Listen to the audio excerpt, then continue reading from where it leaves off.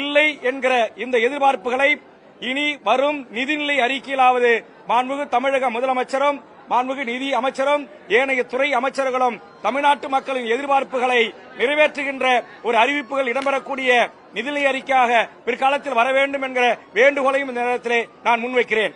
ஆனால் சமூக நீதி என்று ஆளுநர் உரையில் குறிப்பிடப்பட்டிருக்கிறது. ஆனால் சமூக நீதி கிடைப்பதற்கு சாதிவாரி கணக்கெடுப்பு நடத்தப்படும் என்கிற அறிவிப்பு இல்லாதது பெரு ஏமாற்றம் இருப்பதாக நான் பார்க்கிறேன். அதேபோன்று காவேரி அருகே மேகதாது அணை கட்டுவதை தடுப்பதற்கு நாங்கள் முயற்சி செய்வோம் என்று ஒற்றை வரியோடு முடித்துக் கொள்கிறார்கள். அதற்கு நிகரான ஒரு அணையை தமிழ்நாட்டில் நாங்கள் கட்டுவோம் என்கிற அறிவிப்புகள் இதிலே இடம்பெறவில்லை.